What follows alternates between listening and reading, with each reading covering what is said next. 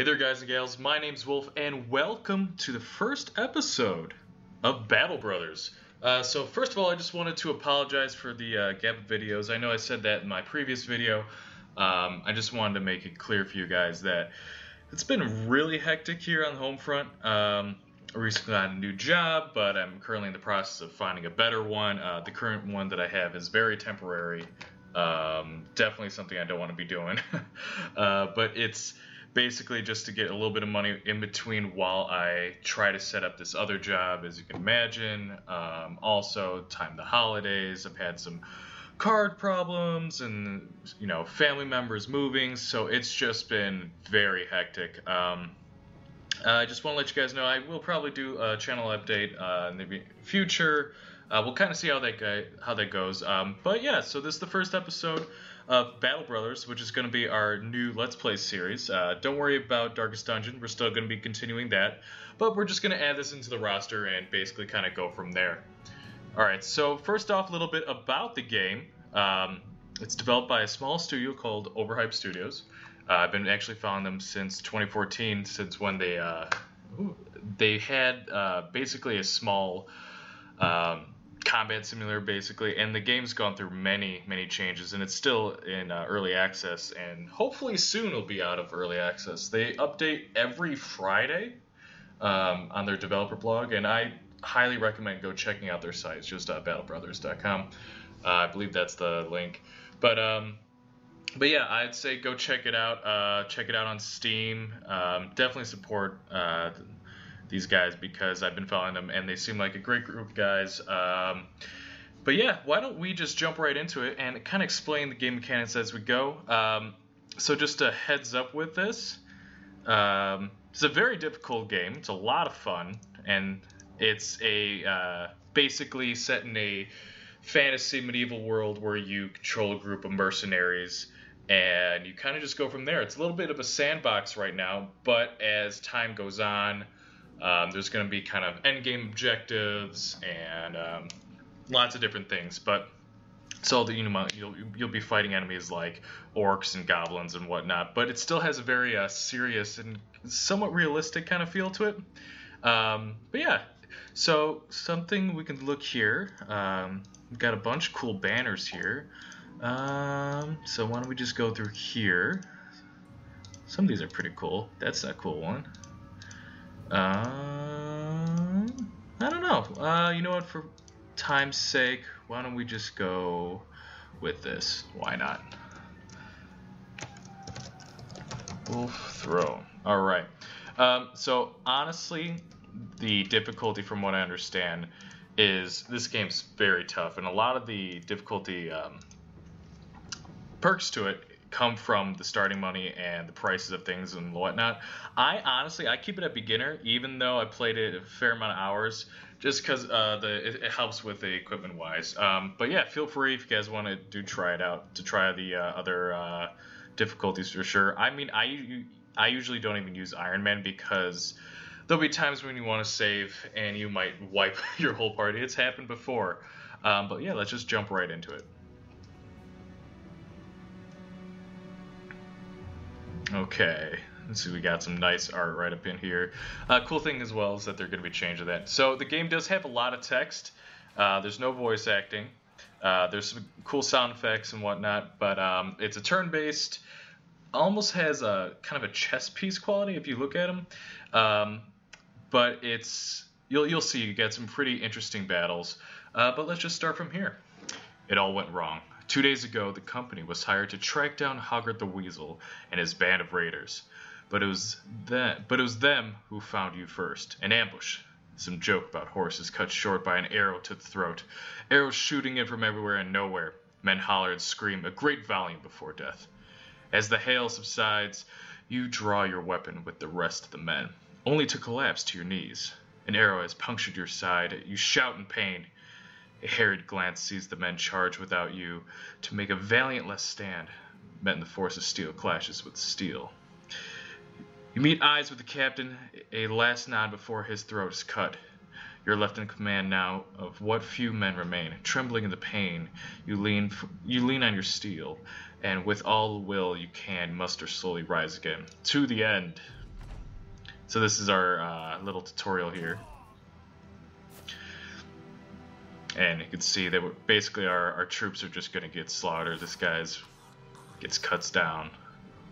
And here's Hugger the Weasel, the bastard who caught us in this trap. So it's a turn-based strategy game, as we see.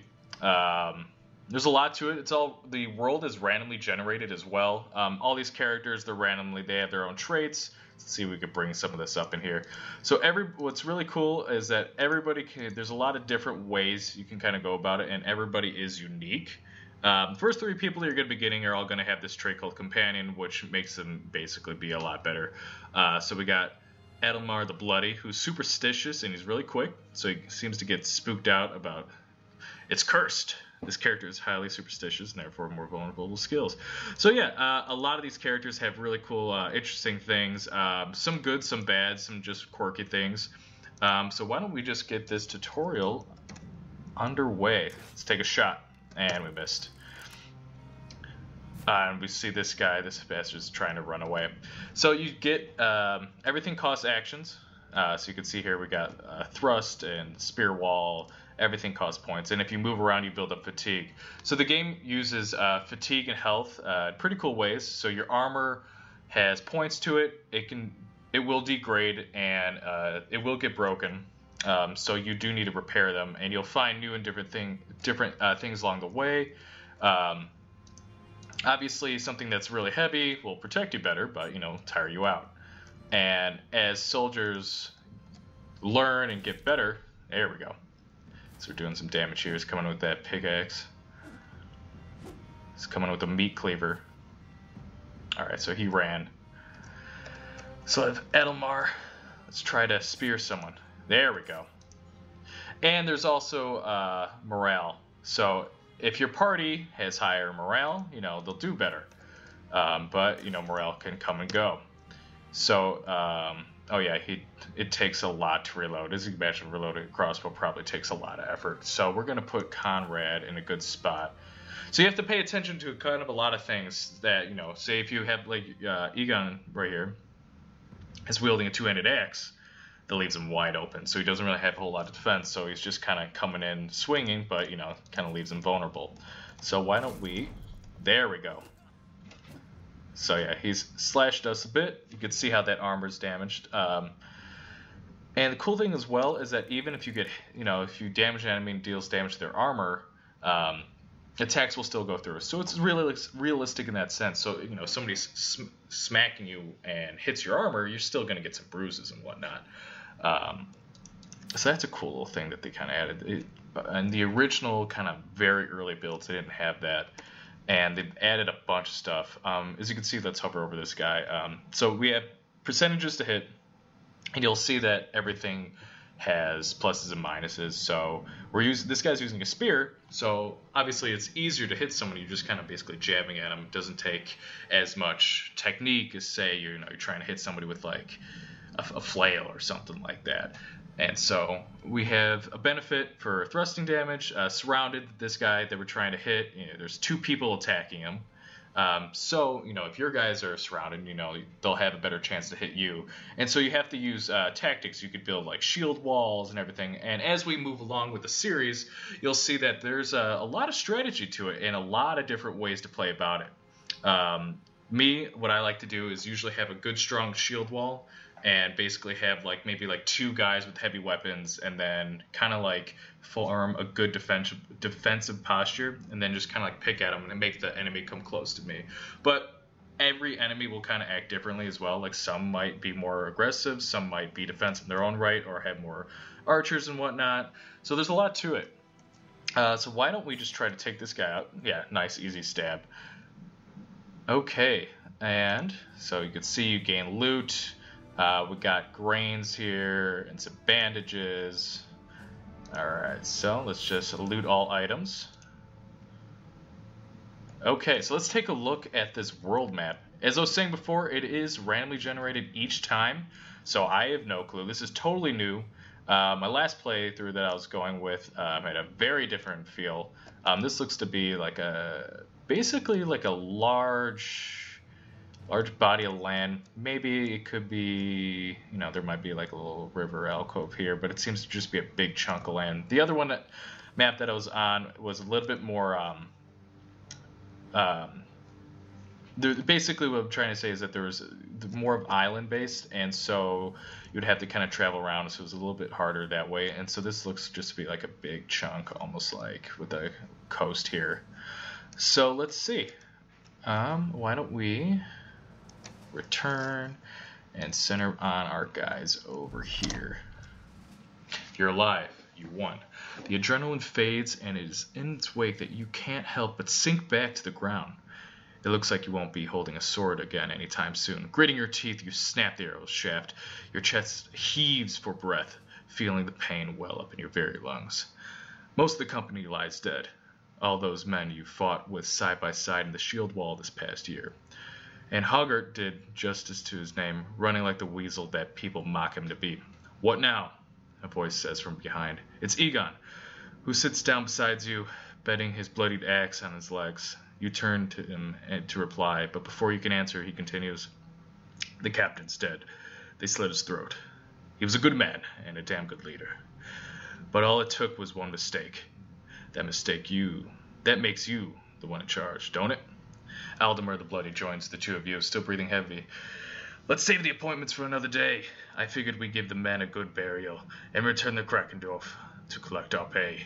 The weasel's men are slain after all, even if the man himself tucked away and ran. And we ought to see that arrow sticking out of you before we lose another man. So be it. So, as I was saying, there's a lot of text. There's a lot of really cool mechanics to this game. Something else is that since it's a big open world, there'll be a lot of traveling. So let's say if we're on a mission or something and it's a fair amount of travel, I'll do some cuts just so we can kind of jump into the interesting bits. So let's go to our first village. Again, all randomly generated. So all these names are all different. And what's cool as well is, like you can see here, this is Kindon and this is the Scald. These are all different as well. So it's a lot of fun, and even these you see these big banners. These are kind of like the faction houses. If you want to akin to, like, say, I don't know if you're a fan of anything like the fantasy whatnot, or if you're a fan of, say, like Game of Thrones, you could say like these are the houses. So why don't we actually let's show the factions here. And these are all different each time, and as the game gets closer and closer to full release, you're going to see that these houses are going to play more into effect. So for right now, we're just going to jump into the game and the current state, and as more updates, and I think there's a big one going to be coming soon. We might have to start a new Let's Play, but yeah, just want to keep you guys, let you guys know. So we have 3 different houses, and let's see kind of how they feel. So virtue is the only nobility. So this house revolves around a religious cult that teaches compassion towards their own, but turn them zealous and unforgiving towards their foes.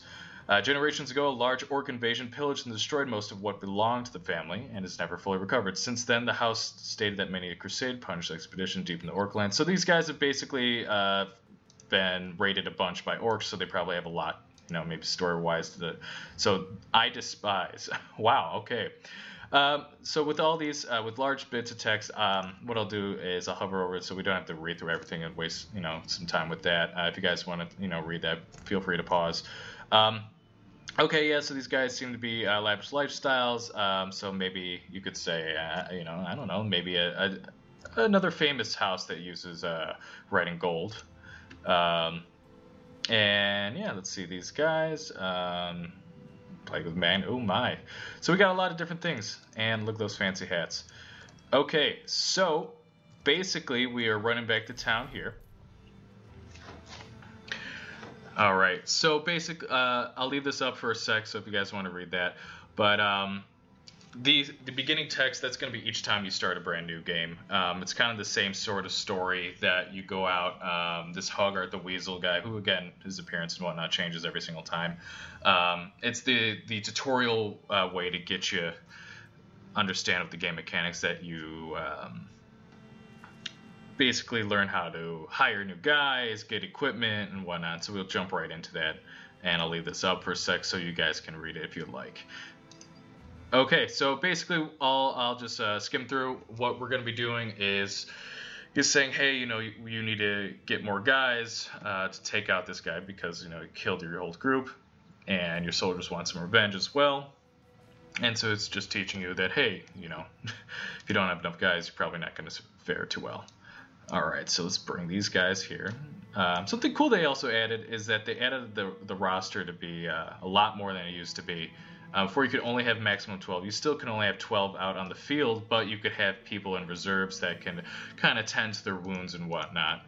And I'm positive we'll be seeing that more and more as we go. All right, so let's take a look and see if anybody looks like we want to hire them. So something cool is that, again, these are all randomly generated, their backstories and their skills and whatnot, but you can kind of read their bio to get an idea of what they're going to be like. Everybody's costs are different, so sometimes you might find somebody whose cost up front might be pretty cheap and have great stats. I mean, that's a great deal there, but that doesn't happen all the time. But if you pick a class, so you'll see here, this guy's a beggar. Generally, they'll have lower resolve. That means they'll get scared easier. They might run away. Lower hit points, lower max fatigue. So these guys, they're dirt cheap, but they're not going to be good fighters. But you might find somebody. So let's look at this peddler. He has higher range skill, but he's lower melee skill. So he's good at shooting stuff, maybe far away. But you might find professional soldiers, but they might be really expensive, and they might even have some levels to them. But again, they're all ups and downs. Do you want a small group of men, maybe 6 or so, but they are highly skilled, or do you want just a bunch of people and just kind of throw numbers at the enemy? So what I'm gonna do here, let's just look through and let's grab a few people just for now. Let's grab this peddler, why not? So let's actually see. So we just grab this guy. Let's look at his skills. So he's greedy. That means he'll want more money than a usual person of the class type. And it looks like we got kind of SOL'd here because I was expecting a higher range. Oh, defense. I read that wrong. But yeah, so this guy, why don't we give him this? Why not? We're going to need a few more people. Let's grab Canold. Why not? Oh, he's a dastard. That's not good. So basically, his morale, he's going to start off really bad, but he's dexterous, so he's got higher melee skill. So it looks like our group right now is going to be starting off with not some great people at the moment. Let's grab one more and maybe go to the next town and see. Yep, a lot of people with a lot of resolve issues. Like that 22, that's low. That's really bad. Let's grab some equipment while we're here. So what I'm going to try to do, this first episode, we probably aren't going to see a crazy amount of combat, just because we're going to have to kind of start building the group. But the next episode, we'll get jumping right into that. So let's grab a hood. Also, to keep note, here's your crowns. This is the money, the currency of the game. Let you know that how much money you have to spend each day to pay for your guys out of your total allowance. Provisions, your soldiers have to eat. There's a lot of different types of food that do different stuff, and if they all will go towards your provisions, but some might spoil earlier than others, and the prices of food will vary at each town. There's a whole kind of global economy that happens behind the scenes. So let's say if Orc raids a village after a while or whatnot, the prices or their stock might be lowered, but it all affects the market, which is really cool. And so you can kind of affect that as well. So why don't we grab some grains here just to be safe? Let's grab some armor. Okay, and let's grab a spear, a shield, and let's grab a little bit more. So that way we kind of have some gear for our people here. Okay, let's give this guy a hat. Just a linen tunic. Let's give our Egon a nice hood. Okay, Let's give you this, and let's give you that. At least have some things. Okay. So what we're gonna do? Let's grab that axe. I'm just trying to get at least a couple of things situated here. So what I was saying is the markets, they will fluctuate. All the events, they're all kind of tied. You'll see that there'll be trade caravans coming and going. You'll get missions to protect them. You might even get a mission to say raid something like that, which can affect. And so every location has relations. You can see how this one's open and neutral. Let's bring this up real quick. And that it only shows what we've discovered. So we know that there are the 3 factions, but we say like may not know every single city. We only know Krakendorf because that's just where we spawn. So when we get to Hellenberg, we'll learn more there. Okay, so yeah, basically as I was saying again, there's a lot of travel time, and as we're moving through, you'll see that there's a fog of war. As you discover more, you'll find locations. Oh, I think I saw some tracks there. So we're too low party. Ooh, we got something going along the way. Yeah, so basically, this is still a tutorial saying that one of our guys is talking to one of our other party members, saying that, oh, you know, you should go visit big towns because you'll find more people there and whatnot. I'll leave this here if you guys would like to read it. Okay, so we're getting close to here. Hellenberg. Let's find a few more people. Yeah, so here, for example, this guy, Sir Kronos, so he's a skilled swordsman, and you can see he already has armor, he has a really good shield, he's got a mace, and so this guy will kick ass. Then you can see that he's an adventurous noble. All of his stuff looks really good, but we don't have enough money, and that'd be a crazy amount just for one person. So let's get hacking the mad, because we need some crazy guys out there. He's bloodthirsty, and he's fragile, so he's a crazy guy, but he can't take a hit. I like detailers. I usually like to grab them. They seem to be pretty cheap, and they usually don't have any like crazy deficits. He's dumb, which is not terrible. It just means his experience gain is lower. An 8, we should be totally fine for right now, especially early game. Let's get a few more items. And again, bigger towns will have more stock, but they may be more expensive. Again, since we're buying from a marketplace as well, it'll be different stock. Some things like the shield may not be at 100%, while if you say buy from an armorer, they're going to be really expensive, but you're going to get the highest quality you can. So it'll say right here, you see how it says worth 90 crowns, but they're selling for 110. They got to make some money. Yeah, and every town, they have different things. So if a town's really wealthy, or like a big name city like where we're at right now, with heavy walls and a castle, you know, stone keep. So this is a major city, that they'll have more options here. While you visit a small village, you may not. Okay, so we're going to return here. Also, they have a day and night mechanics, so at nighttime you're going to be traveling slower. You're not going to be able to see as much.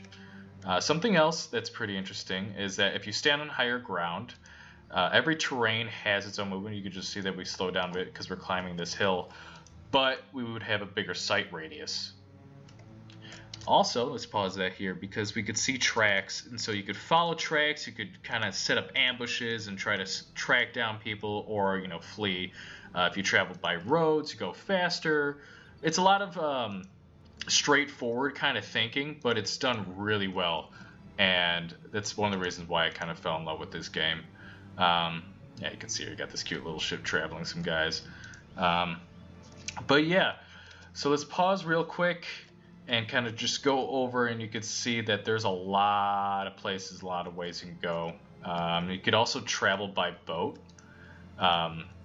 If it's a port city, you can kind of travel to other port cities, and you'll find missions in different places. And so, like, you might exhaust all the missions in one place and be like, oh, well, you might learn a rumor that, hey, so-and-so village has some work for you.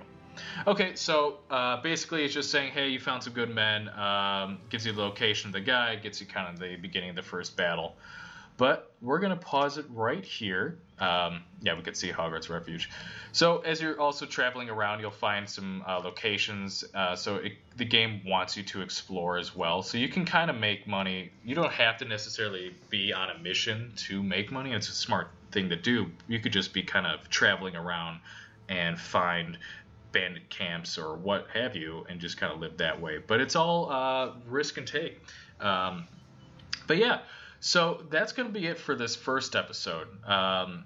Sorry for the information dump. There's a lot to this game. There's a lot of nuances that I really love. And as we kind of dive into it, we're going to find that there's going to be a lot to it. And it's going to be definitely going to be a journey. Please feel free if you do like the content. I know this is the first episode, and as well that there has been a break. I want to again apologize very much so about that, and I'm going to be doing my absolute best to keep you guys informed. Please feel free to, if you liked, we have a Facebook page, we'll link that, and a Twitter that we set up. As the holidays and whatnot and everything gets a little bit more stable, videos are going to be coming out much more frequently. Keep to the schedule of what I originally planned was once a day, but please forgive me if for this point in time that it's not quite as poignant. Yeah, but other than that, if you enjoy the content, as I was saying before, please feel free to leave a like, a comment. If you're new to the channel, please subscribe if you like it. If you don't want to, no worries there, but it does definitely help out brand new channels such as myself. So other than that, please have a great day, and I'll catch you later. Take care.